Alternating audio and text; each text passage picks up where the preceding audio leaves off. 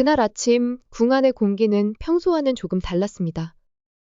조용히 새순물을 나르던 내관이 영인대군의 싸늘한 시신을 발견하게 되면서 궁궐 전체가 얼어붙은 듯한 긴장감에 휩싸였지요. 이 소식을 들은 임금 이정은 급히 달려와 아들의 몸에서 피어오르던 익숙한 악취를 느꼈습니다. 그는 그 냄새가 무엇을 의미하는지 알고 있었지요. 여리의 경고, 바로 그 존재, 팔척귀가 다시 돌아온 것이었습니다. 팔척귀는 단순한 귀신이 아닙니다. 오랜 세월 동안 왕실과 백성의 기억 속에 남은 공포의 상징이자 억울함과 증오로 태어난 원기입니다. 이름 그대로 8척. 그러니까 키가 240cm가 넘는 거대한 형상을 하고 있으며 어디서부터 시작된 원한인지조차 알 수 없을 만큼 오래된 사연을 가진 존재이지요.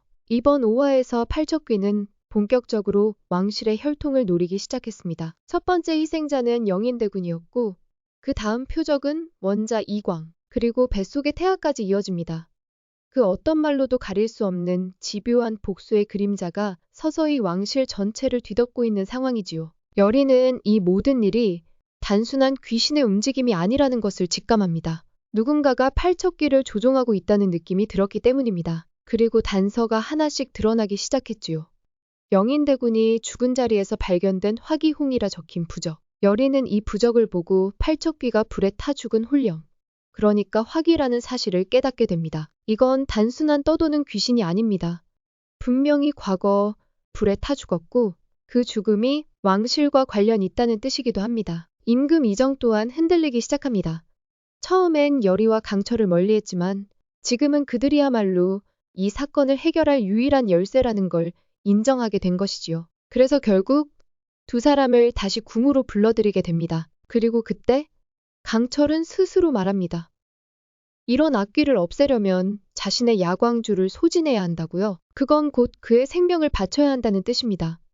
수천 년의 세월을 살아온 이무기에게는 너무나 큰 희생이지요. 하지만 여리의 목숨을 지키고 왕실의 혼란을 막기 위해서라면 강철은 그것마저 감수하려고 합니다. 팔척귀를 가두기 위한 작전도 절박하게 움직입니다. 여리와 강철은 팔척귀를 서구로 유인해 철망이라는 무구로 가두기로 합니다. 그리고 강철은 여리의 할머니 넙덕이 남긴 언얼도에 야광주의 힘을 실어 찌르려 하지요. 마치 운명을 거스르려는 마지막 시도처럼요. 하지만 일이 그리 쉽게 풀릴 리가 없었습니다. 팔척귀는 철망을 찢고 탈출해버리고 말았지요. 그 분노는 이전보다 훨씬 거세지고 있었습니다. 누군가가 자신을 해치려 했고 누군가가 자신을 조종하고 있다는 사실을 알게 된 팔척귀는 더욱 맹렬하게 왕실을 향한 저주의 발걸음을 옮기기 시작합니다. 그 다음 타깃은 태아, 그러니까 중전의 뱃속 아이였습니다. 여기서 중요한 인물이 하나 등장합니다. 팔척귀를 움직이게 한 장본인, 바로 풍산입니다. 풍산은 팔척귀를 천지장군이라 부르며 모시는 자이고 그 뒤에는 더 거대한 그림자 같은 인물, 어르신이 있지요. 여리는 그것이 바로 최원우라는 사실을 점점 확신하게 됩니다. 실제로 영인대군이 죽은 이후 갑자기 도성으로 올라온 최원우, 대비와 대면하는 그의 모습, 그리고 그를 지켜보는 외다리 귀신의 응시는 무척이나 의미심장했습니다. 마치 오랜 세월을 거슬러 돌아온 복수의 칼날이 지금 그를 향하고 있다는 듯이요. 5화의 끝자락에서 우리는 팔척귀가 단순한 악귀가 아니었음을 확실히 느끼게 됩니다. 누군가에게 버려지고 조종당하고 복수심에 잠식된 존재, 그리고 그 중심에는 인간의 욕심, 권력에 대한 탐욕이 자리하고 있었던 것이지요. 여리와 강철은 이 싸움이 단순한 테마가 아님을 느낍니다. 귀신과 인간의 대결이 아니라 기억과 상처, 신념과 사랑, 그리고 희생의 싸움임을 말입니다. 팔척귀는 그 모든 것을 품고 이 드라마의 중심으로 점점 더 다가오고 있었습니다. 6화에서는 수기의 공포, 그리고 이무기 비비의 그림자가 펼쳐지는데요. 밤은 깊고 궁궐은 더욱 적막했습니다.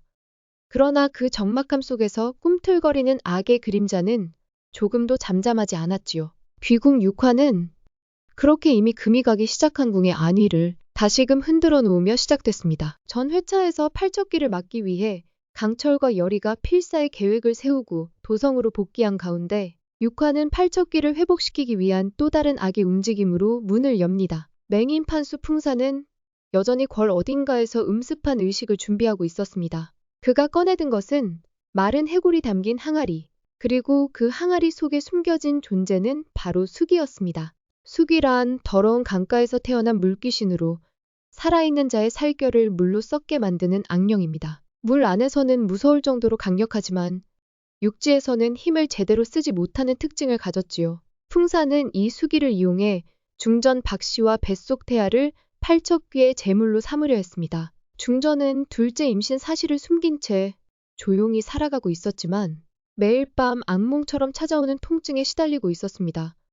누가 봐도 단순한 태몽이나 입덧이 아닌 마치 누군가 그녀의 몸을 저주하는 듯한 느낌이었지요. 사실 그건 저주가 아니라 진짜였습니다. 수기가 밤마다 물살로 그녀의 몸을 가격하고 있었던 겁니다. 여리는 어느 날 중전의 베개 속에서 해골 조각과 함께 팔척귀의 부적을 발견하게 됩니다. 그것은 수기가 활동하고 있다는 결정적 증거였지요. 여리는 이 모든 것이 풍산의 지심을 직감하고 수기를 퇴마하기 위한 의식을 준비합니다. 하지만 수기는 결코 만만한 상대가 아니었습니다.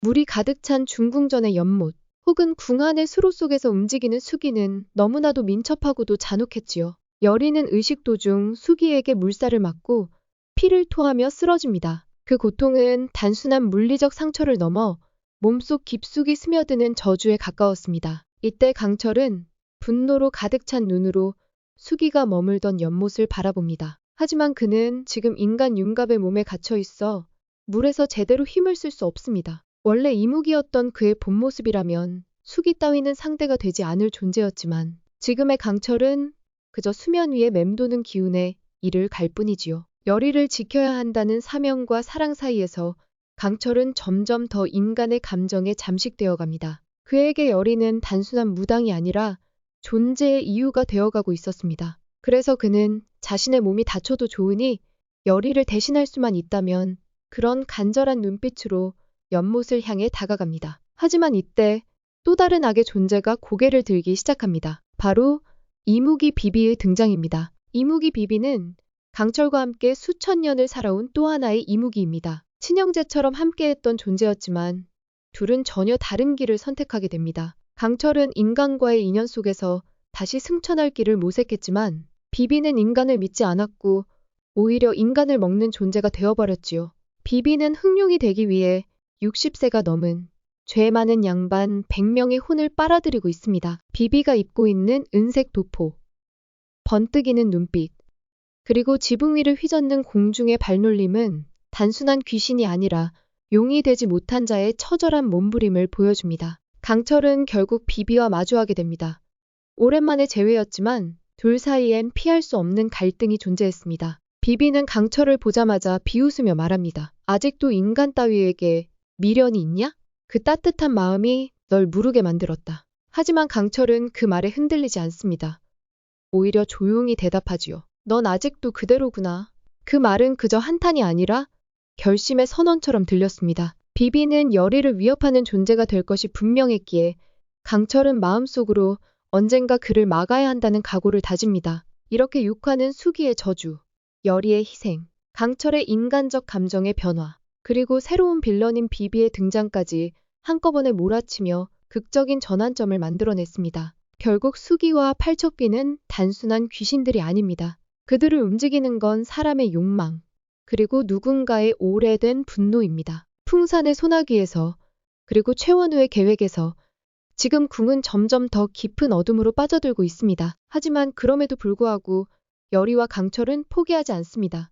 둘은 서로를 위해 조금씩 무너지고 동시에 더욱 단단해지고 있습니다. 그리고 그 마음이 언젠가 저 어둠을 뚫을 수 있는 유일한 빛이 되어줄지도 모르겠습니다. 7화는 그 마음이 시험대에 오르는 시간이 되지 않을까 예측해봅니다. 몸을 다친 여리, 중전, 그리고 다시 등장할 팔척귀, 강철은 그 모든 절망 속에서 어떤 선택을 하게 될까요? 이번 주 금요일, 우리는 다시 귀궁의 어둡고도 눈부신 세계 속으로 들어가게 될 것 같습니다. 7화는 이제껏 얽히고 설켜온 인물들의 운명과 감정이 한층 더 짙게 교차하는 장이 되겠지요. 먼저 우리는 수기로부터 깊은 상처를 입은 여리와 중전의 상태를 지켜보게 될 겁니다. 그 차가운 물살 속에서 여리는 물에 약하다는 수기의 약점을 짚어냈지만 끝내 완전히 물리치진 못했어요. 그 공포의 잔영이 여리의 몸에 스며든 채 그녀는 깊은 혼절 상태에 빠져 있습니다. 조용히 눈을 감고 누워있는 여리의 곁을 지키는 강철은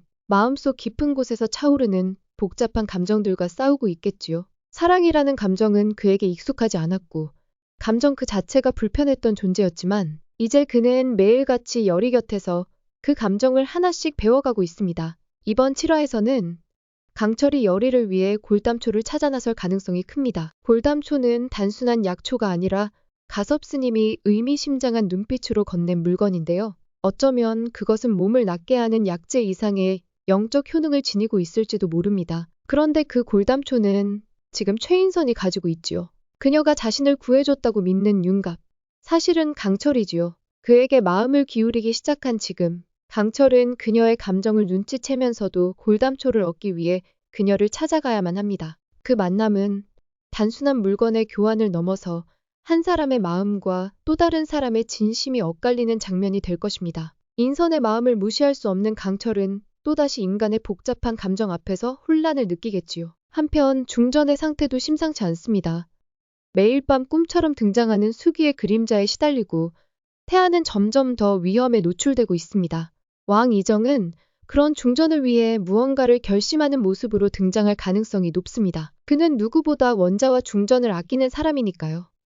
하지만 음사를 믿지 않았던 그의 굳건한 신념이 여리와 강철, 그리고 귀신들의 존재 앞에서 어떻게 흔들릴지 그 내면의 갈등도 깊이 다뤄질 것입니다. 이번 화에서 또 하나 중요한 축이 될 존재는 바로 비비입니다. 강철의 동생 같은 존재. 또 하나의 이무기인 그는 이미 윤갑의 몸을 벗어나야 강철이 다시 자유로워질 수 있다는 사실을 알고 있습니다. 하지만 그 방법이 윤갑의 죽음이라는 점에서 이들의 대립은 더욱 극단적인 방향으로 치달을 수밖에 없겠지요. 비비는 인간의 혼을 빨아들이며 승천을 꿈꾸는 존재입니다. 그는 강철이 여리에게 빠져있는 지금이야말로 그 몸을 빼앗을 수 있는 기회라 판단할 수 있습니다. 이번 7화에서는 비비가 다시금 강철에게 경고처럼 나타나 선택을 강요할지도 모릅니다. 윤갑의 몸을 버려라.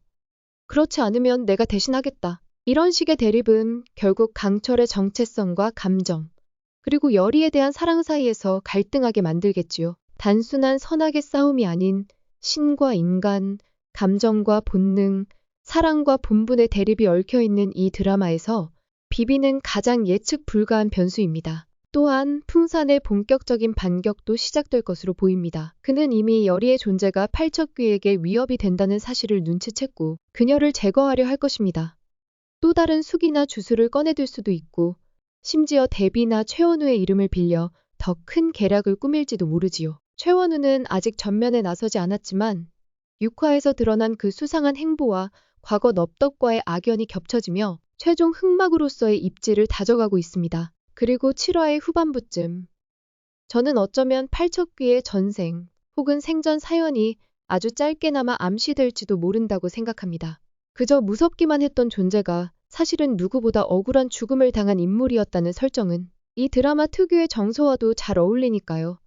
그 사연이 밝혀지면 강철이나 여리 혹은 이정의 시선도 달라질 수 있겠지요. 결국 7화는 누구에게도 간단치 않은 선택의 순간들이 연달아 다가오는 회차가 될 겁니다. 강철은 여리를 위해 인간의 감정을 택할 것인지 아니면 신의 본능에 순응할 것인지, 여리는 여전히 무당의 운명을 거부할 것인지 아니면 사랑하는 사람과 세상을 지키기 위해 다시 국판 위에 설 것인지, 그리고 왕은 국법과 사랑하는 사람 사이에서 어떤 결정을 내릴 것인지. 7화는 감정의 절정과 서사의 중간 지점이 교차하는, 그러니까 귀궁이라는 이야기 속에서 가장 중요한 기점이 되지 않을까요? 마치 오래된 무당의 북소리처럼 묵직하게 마음속을 울리는 한 회가 되지 않을까 싶습니다. 그리고 우리는 그 울림 속에서 각자의 감정을 조용히 그러나 깊이 들여다보게 되겠지요. 금요일 밤 귀궁의 7화가 기다려집니다. 다시금 어둠과 빛이 교차하는 그 순간 여러분도 함께 숨죽이고 지켜봐 주시면 좋겠습니다. 지금까지 달빛 무비였습니다.